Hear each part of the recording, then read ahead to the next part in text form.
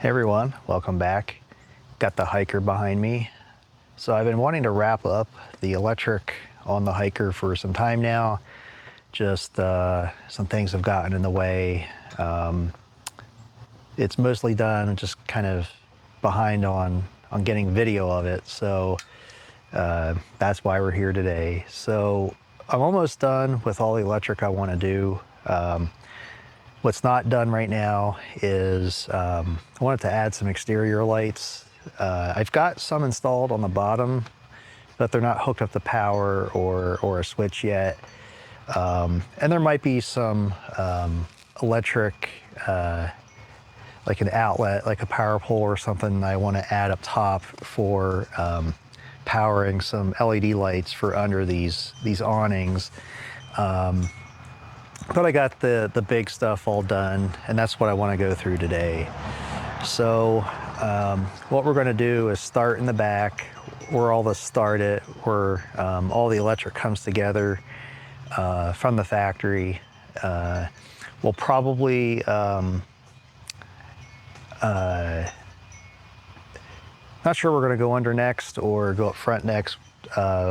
We'll see. There's a lot I added up in the tongue box, and it's connected underneath via some 2 American wire gauge cables. So we'll see those eventually.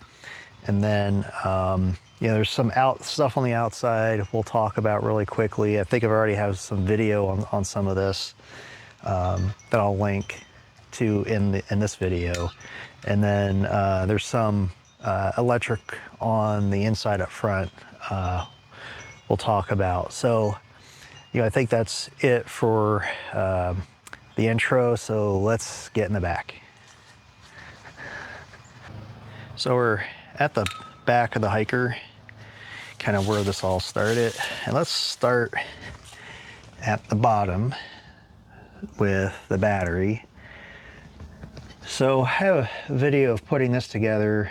I kind of started with just a single battery, and then, well, that was on sale, and then they came on sale again, and I added a second battery in parallel. I've got a video on me taping this together, making the cables and whatnot. So all my batteries are now using the SB120 connector, which is rated for 225 amps, I think. The smaller SB50 connector is only rated for about like 100 amps, maybe 120-ish. And then I now make adapter cables to go from the SB120 to the SB50 and just keep them with my batteries, because some of my equipment uses the SB50. But when you're supplying, or you want to supply a lot of current, like, well, 100 amps is a lot, but there's also a voltage drop, big voltage drop with 100 amps. So, if you're going to run a high-powered inverter off of this, which I am, really need to go to the larger connector, or just bolt it directly to the bus bars. So here are, I think these are Blue Sea Systems 150 amp bus bars. That would be the positive, that's the negative. And then I've got some smaller 100 amp bus bars that they connect to. And those 100 amp bus bars right now just feed power to the external Anderson SB50 connector on each side of the camper. So right up there and right there. This is wiring for the inverter, and then I've got let's call it a bonding cable. I wouldn't necessarily call it a grounding cable, but a bonding cable that comes down and runs outside to the frame right about here. And when we get under, we'll we'll have a look at that. But this, there's a positive and negative that then, let's grab the light.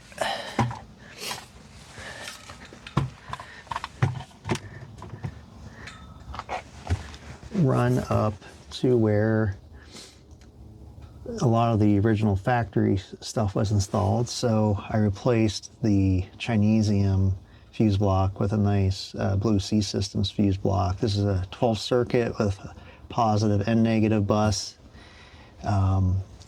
I've got a solar charge controller feeding it from some MC4 connectors on the outside of the camper, which we'll look at eventually. But the only thing original left is that LED light.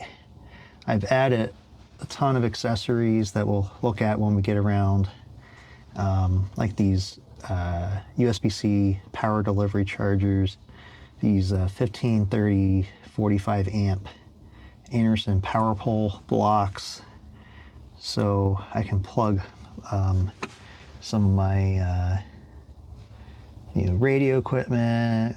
I've got basically a lot of my 12 volt equipment now is capable of being run off of these Anderson power poles, so I just plug them in anywhere basically. And because I've got those Anderson like SB50 and SB120 connectors, I'm not sure I really need this fuse slash switch anymore. Again, Blue Sea or maybe Busman. Ignition proof just like the original switch, but definitely not Chinesium. What else can I show you up here? Yeah, so I've just got various loads coming off of this. Like the yellow wire is running up to a 12 volt fan in the front of the camper to help with keeping air moving and feeling cool in the heat. Yeah, the stuff in the snakeskin are the reading lights I installed up front. And then things like, you can't see it, but well, that wire there is running down to a USB-C power delivery charger that's right at the head of the mattress, but on the other side of that wall. And then what else can I show you? That's probably it right here.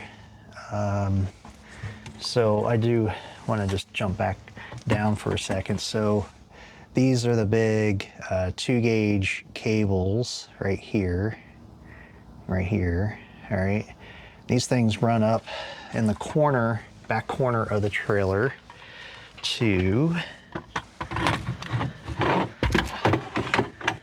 yeah,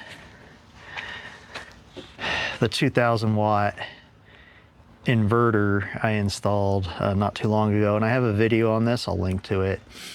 And you can see I've got an outlet up here, and then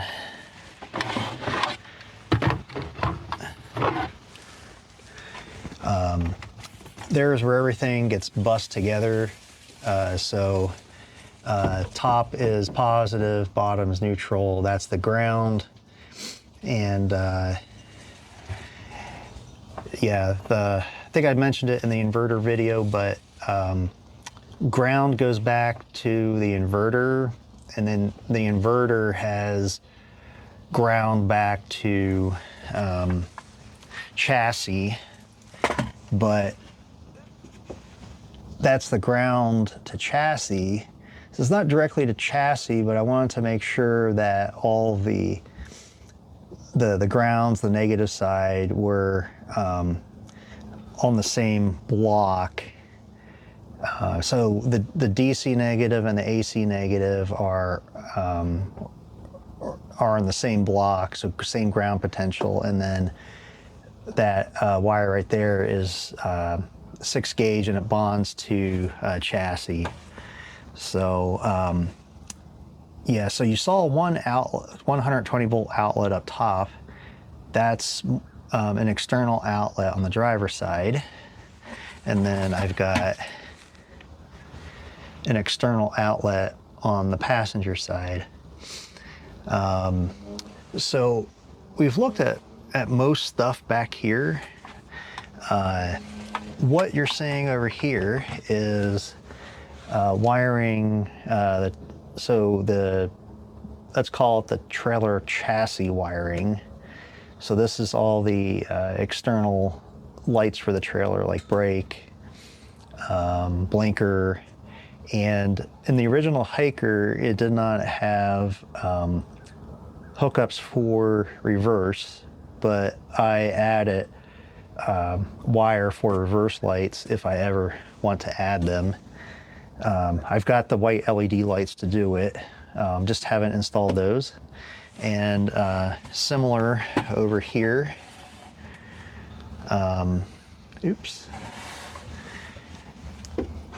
Yeah, these are all coming up through cable glands that are on silicone and screwed to the bottom of the trailer. And when we get back under there, we'll talk about those a little bit more. And then because there's some extra stuff going on because of like the license plate lights, I just thought it best to do a small terminal block with some, you can't see it, but there's a busing bar or bus bar behind these that that way I don't have to, well, it's just an easy way of bringing all the wires together than say doing it on a machine screw post or trying to jam multiple wires into a butt splice. Not sure you can see it here, but I've used handshake connectors or knife connectors on some of the circuits, and you just shrink wrap over those and they won't let go, but if you cut the shrink wrap off, these are easily separated. So if you need to change out a light or light assembly, you don't have to destroy wiring to do it. So yeah, but the only wiring, that original wiring that's left in the Hiker is the license plate wiring. I haven't had a good reason or boring enough Saturday to do that yet. And then let's go up top. And this is, yeah, this is going to be, so that's the other original wiring left, and that's for the big fan up front that exhausts out the top. But I'm not sure exactly how to fish new wire up to that. I think I can fish it. The problem is I have to pull a silicone apart that's helping seal up that fan up front, and it's just, I don't think it's worth it right now. I just wish they had installed the garbage wire to begin with. So it's like THHN household wire, not it's stranded, not solid, so that there's that. I mean, it's stranded's good, but it's not the kind of stranded you want to use on a vehicle. So it's good enough for now. If something happens, I'll fix it. So let's hop up into the front of the camper.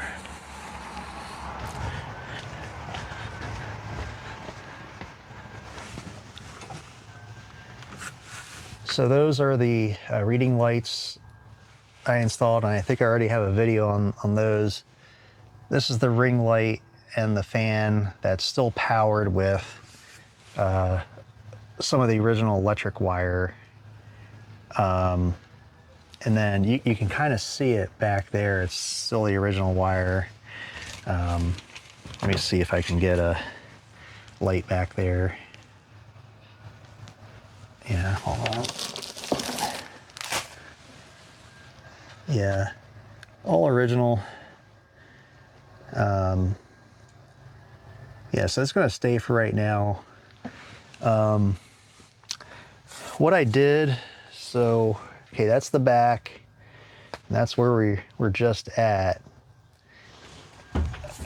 So I brought underneath the trailer, I brought in some 6-gauge wire up through that little hole through a cable gland into a smaller Blue Sea Systems fuse block. This one's a 6 circuit, not a 12. And right now the only thing it's powering is another USB-C power delivery charging device. The fuse block, the extra circuits are for future upgrades if I want them. Definitely overkill for just doing that. But this thing can actually draw a considerable amount of current. I think it's like, can draw like 8.5, 9 amps, maybe close to 10 with the inefficiencies if you're using both of the charging ports. And you can get quite a voltage drop over a long run of wire. So that's the 6-gauge wire running to that, and then I think this is like 14 gauge running up to the power delivery charging ports. And this is actually coming from the tongue box, not the back. And yeah, let's run to the back of the trailer real quick again and talk about that very briefly. All right, so one of the things I did not point out was these 2-gauge cables that are coming up through this cable gland. So they run up and connect to the big 150 amp bus bars.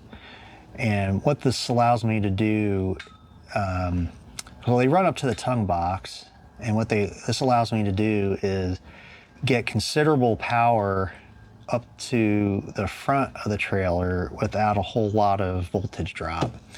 And I got some really cool toys up there. So let's hop up front. All right, so this is where a lot of the fun's happening up front in, the tongue box.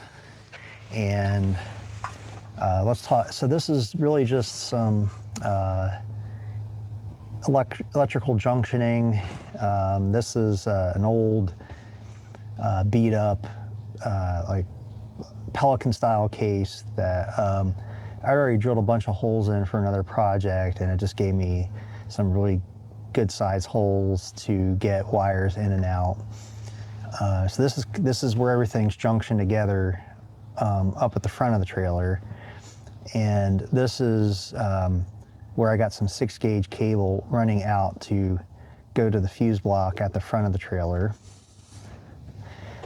Okay, so this is a solar charge controller, and it's connected to an MC4 cable gland on the passenger side.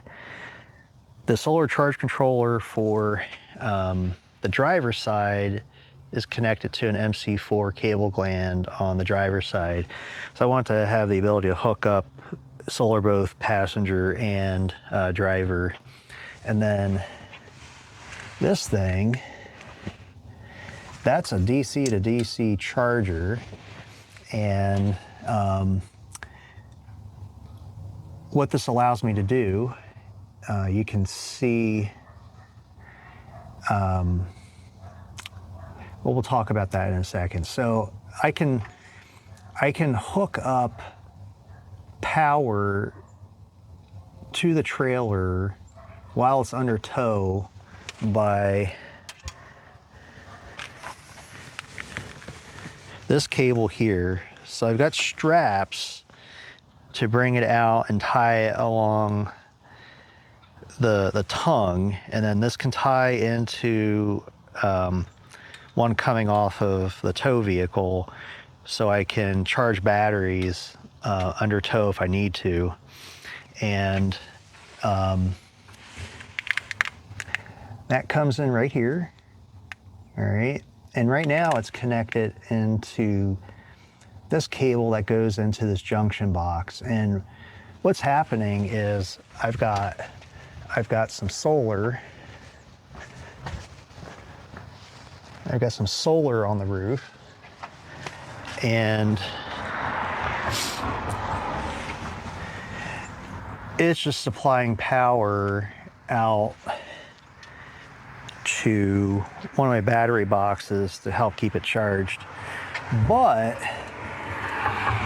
I can take that and then plug it into this pink SB50 connector that will provide power to that DC to DC charger, so I can charge batteries while under tow. And then some other things you see are the Anderson power pole connector there that's running off of this junction box, as well as this Anderson power pole connector on the passenger side that's also running off of that junction box.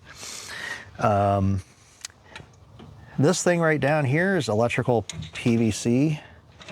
I think I've got a video on it. If I do, I'll do it in a second part to show you what I did there, or part 3 or part 4 or whatever. And I've got a similar one on the other side. And then, these things are really simple. So I've got a cap that just easily spins off. And what this allows me to do is get cables into and out of the tongue box if I need to, and keep the tongue box lid closed.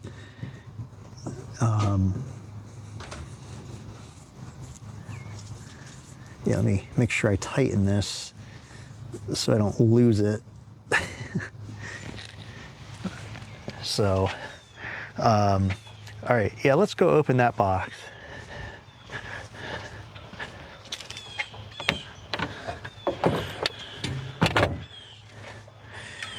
All right, like I said, it's just a overly stuffed junction box, and these are 150 amp bus bars, again, Blue Sea Systems, I think. And here I've got another Blue Sea Systems 6-circuit fuse block to run whatever loads I need to up here, one of which is this hardcore, I think that's hardcore with a KORR LED light. And I made these brackets to mount it. I might have a video on that. If I do, I will link to it.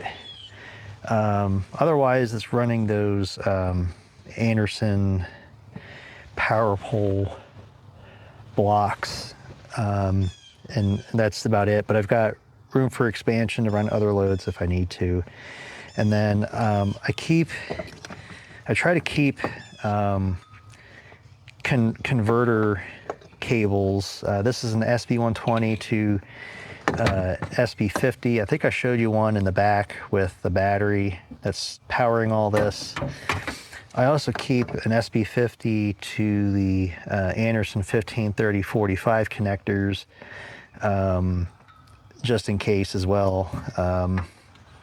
So the nice thing about the way of designing the electrical system is I can send power back, I can bring power this way, I can charge stuff, like the battery that's sitting out on the ground. So I have bi-directional power everywhere, and a low loss way of doing it via these 2-gauge cables that come up through the bottom and run on the underside of the trailer, and they go through a cable gland. Again, I think I got a video on this that I can, be another part that I can link to. Okay guys, I forgot to show you something in here, and it's now night, so I got this hardcore LED light going, and that is pure white amber, so you're not attracting as many bugs, and then this is the white and amber on at the same time. Not really part of the video, just wanted to show you that bit. So, and we talked about this set of cables coming in from the outside, and I forgot to mention this other cable coming out of this junction box, and you know, this is coming out of that box too. I wanted to have two of these cables with an SP50 connector coming out, so I could so if this was tied up, I would have another one for another piece of equipment. So I've got quite a bit of connection capability, you know, up in the front here. The second thing I forgot to mention about this is the reason it's not like tied to the tongue out here is I want it to have this be kind of like an extension cord. So I didn't want it permanently attached. So I can, I've got some straps I can temporarily attach it in case you want to tie it to a tow vehicle, power it with a tow vehicle. And then the third thing I forgot to mention up here, I think I mentioned it down below, is this is coming off the 7-pin terminal block, and this is connected to power and ground there, so positive and ground on that 7-pin terminal block. And I just wanted to have the ability to touch that positive and negative for like a solar battery maintainer to keep the electric brake backup battery, not backup battery, but the, yeah, if in case the trailer disconnects while you're driving, that battery will power the brakes for, I don't know, 15 minutes or so. Anyway, it's a pain in the butt to get that battery, and if you don't drive often, tow often, that battery will run down. Just natural, just sitting there, it'll lose charge. So that'd be my plan. You know, primary plan is, you know, solar battery maintainer, but just having those, that 7-pin positive and negative more readily accessible. And I'm just keeping it here with some heat shrink around it so it's not going to short on anything. Yeah, so I think that is truly it. Well, before we get under the trailer, how about we just take a quick look on the outside. So on the driver's side, we have the MC4 cable gland, and right now it's running up to some solar panels just to keep everything topped off. And then these are the SB50 bulkhead connectors that I have a video on, I'll link to. And then these are the external 120 volt AC outlets, 20 amp. The inverter can't do quite 20, but typically the 20 amps are a little bit better quality. This is probably Chinese, and it says probably just 15 amp with, you know, the shape for a 20 amp plug. So, and then this was original to the factory installation. This is just getting AC in. And I forgot to mention on the inverter, it's a pass-through inverter. So if it's getting power from the grid, it won't use the battery. But the minute the grid power is disconnected, it'll switch over to battery within like, I don't know, 10 milliseconds, 20 milliseconds. The only, well, a couple issues, screws are rusting, so I'm probably gonna wanna replace these with stainless hardware. And then, yeah, I think the plastic is buckling or warped somehow, and it's creating this gap that water, I guess water has a chance of getting in there now, so I probably need to redo this. If I just order another one off of Amazon, it's just probably going to be the same crap again. So I think when I redo this, I'll just make sure there's a bead of silicone on the top, no silicone on the bottom, so that anything that gets in can get out. And then, yeah, so those are all the mounting hardware for all the stuff inside the box. And then I showed you this MC4 for solar on the passenger side, and then here you see a good example of the Anderson SB50 connector on the outside, helping keep one of my battery boxes charged via the solar I've got laid on the top. And then of course I've got the 120 volt AC outlet here, just like on the other side. So yeah, maybe at some point, you know, I ran the wiring for the backup lights, the reverse lights. At some point I'll probably add those right here. So let's go on the other side and talk about all the stuff that I did under there. All right, I'm under the hiker now, and if you recall from, I think, the first video on the channel, this is where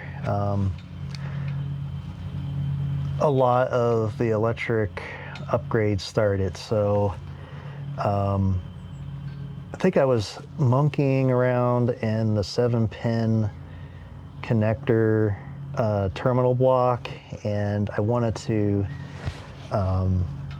feel some wire issues over there, but I needed to do something with the wires here, and I couldn't because when they installed this, they had pulled all the wires out through the bottom here and made them so short you couldn't open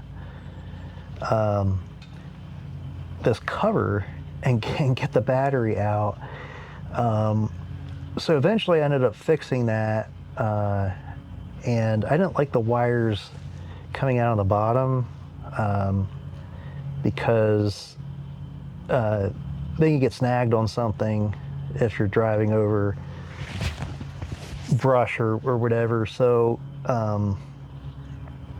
what I did was I drilled a hole for a cable gland in the side and just brought them out the side. And yeah, so let's hop over to the terminal block for the 7-pin connector. And one of the biggest issues was this ground terminal. It was just loose. So I don't know how things were being grounded with it being so loose. I may have had an intermittent ground and just didn't know it, like on the trailer lights. One of the other issues, I'm not sure you could see it in the original video I made, but the eyes, the diameters of these terminals were like, I don't know, 2 sizes too big. And that's not good practice. You want to use the right size terminal. Of course, one that's too small is not going to fit over, but you don't want like a super big one that it can have a lot of slop moving around if the nut ever gets loose. So I basically redid the terminals on the 7-pin connector side with the right size, and then these are all, hold on, adjusting the light. These are all nylocks, CAD plated nylocks that I got out of my aviation hardware stash. And And then, because a lot of stuff was trying to attach to this ground, what I did was I installed a separate ground block outside of this and just connected the two together. And so this was the original chassis connection for ground, and I just reused it and connected it here instead of in here. And then these two are the electric brake grounds. And not sure what this is, but this is the connection back here connecting the two blocks. And then I think these are the trailer brake light grounds. Yeah. So this is just the emergency disconnect switch running up to the front there. And then these two wires are positive and 7-pin positive and negative. And I ran those up into the tongue box in case I needed to tap into the tow vehicle electric directly for some reason. Like, for example, this battery just sits here a while in between tows, and it can get discharged. But having these two wires here means that, and up in the tongue box where they're easily accessible, I can put like a solar panel battery maintainer on it, so I don't have to pull the battery out and put it on a battery minder if I'm not towing for a while. So the other thing I did, you notice the different colors. So in the original factory installation, these were not the standard 7-pin colors. They just kind of used whatever colors they wanted to, and I bought marine grade wire with the right colors to do this. So and also, if you remember, this wasn't the original installation wasn't marine grade wire. It was just like bare copper, like hookup wire. The marine wire has the tin plated copper that makes it corrosion resistant. So not sure how long these are gonna stay adhered. I'm just doing a little experiment. Some of these in the tongue box are already falling off. I'm not sure it's because of cold or heat or whatever, or poor surface prep, but if this starts detaching, then the solution is these aviation style clamps with the rubber protecting the wire. So yeah, it's just an experiment for right now, see how well they hold up. And all right, so let me look over here for a second. So just a bonding strap between the tongue box and chassis, because they're not electrically connected through the paint. So I got a bonding brush and a drill and made this nice and bare. And then, you know, same thing here with like a sanding disc and a drill. And this is basically fluid film to keep it all from rusting again, since it's bare. Yeah, so coming out of the 7-pin terminal block is the harness, and I had to use a clamp here to keep these wires away from this edge. It's not sharp, but it would rub and cut through the wires eventually. And then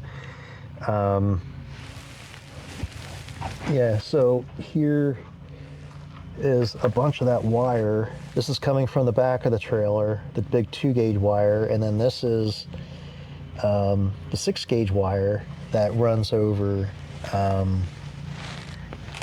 here and goes into this cable gland to run the power up in the front of the trailer to that Blue Sea Systems fuse block. So why don't we go this way for now, out to the passenger side, so you can kind of see the cable gland, and you probably see the cork gasket. Sometimes I use silicone. This time I used cork. And then someone watching the first video asked, well, where's the nut on that? So this is one of the hold down bolts that holds the wood cab onto the metal frame. And there's 3 per kind of row. You can't see the one over there. And I think there's, let me count, 1, 2, 3, 4, 5, maybe 5 or 6 rows. And so going back to the original question, why there isn't a nut. So this is a trailer deck screw that's self-tapping. And I'm not sure if you ever use these, or there's another self-tapping screw, but they pretty much grab and stay grabbed without a nut. So it's probably fine. I think if I were doing this, I'd replace these with through bolts. Maybe we can talk about it in another video or later in this video, but the head on these things, it's got a tapered head to give it some extra bearing surface, but the head's kind of small, and I would prefer to use a wider head on these things. But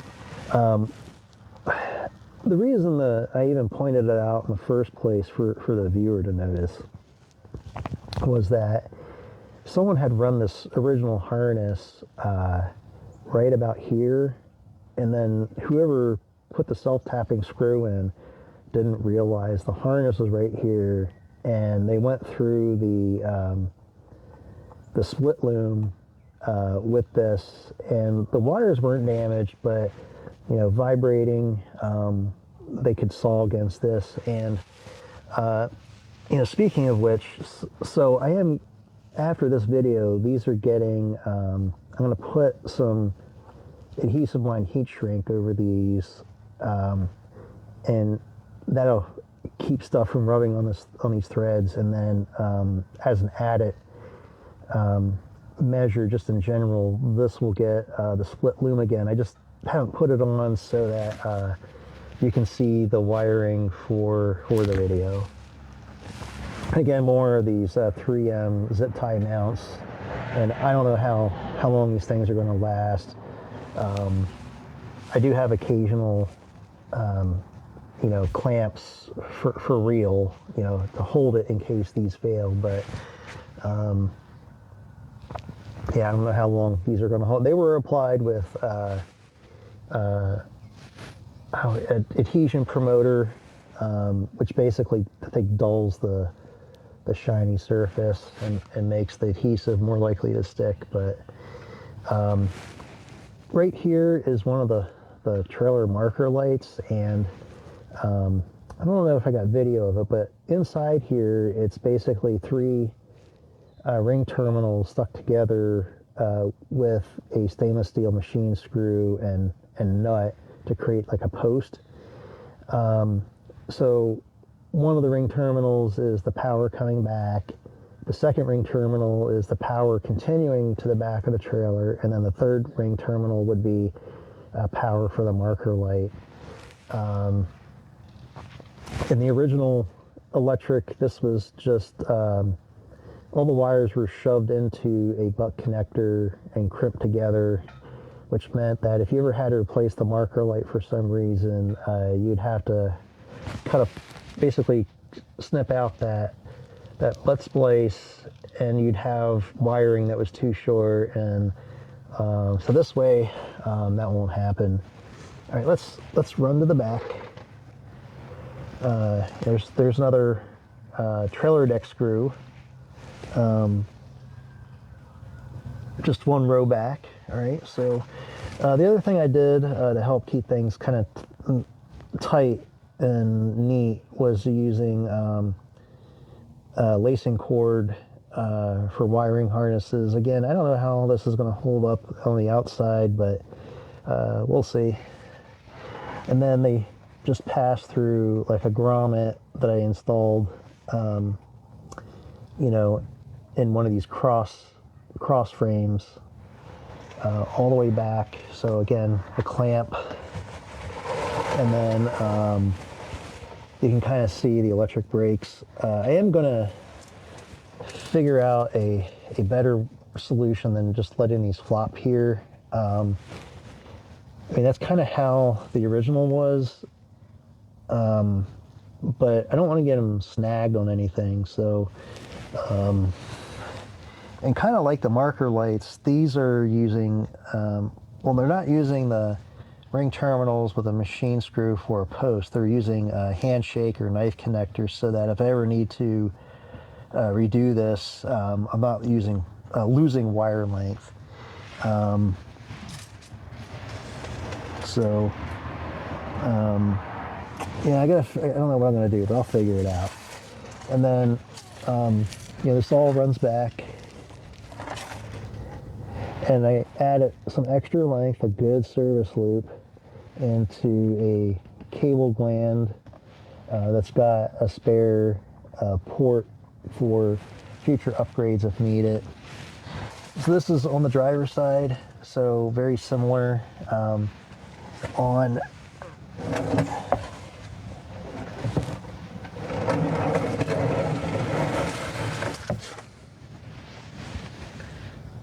yeah, so driver's side similar to the passenger side.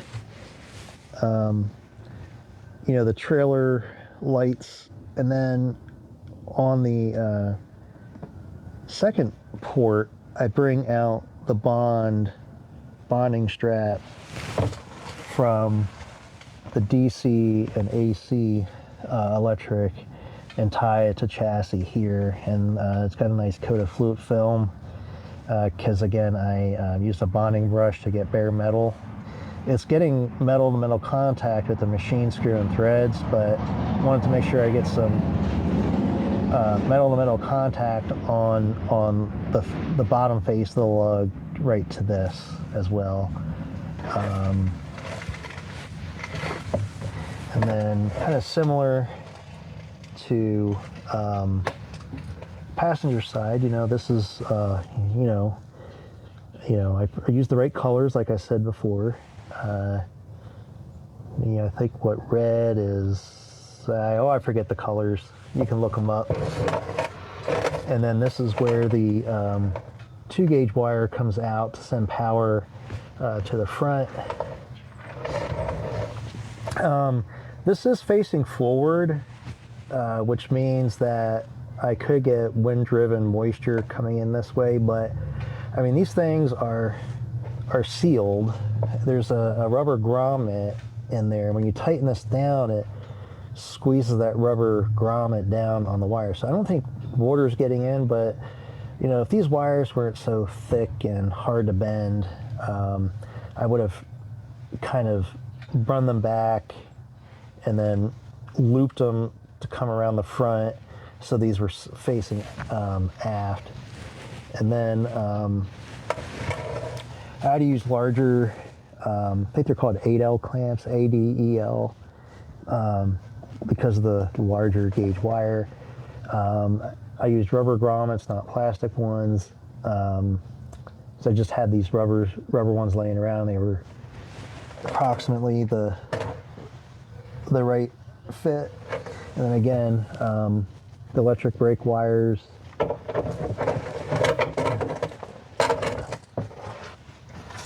And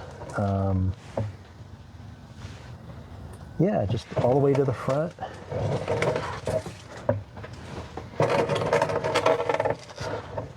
And around. Yep, and then back up front. Yeah, so like I said, I will, now that I got the video done, I'll get the wire loom back on, and you know, this doesn't need the cover. This is just ground. That's not going to matter if the cover's not on or not. Yeah, so I think that's it. So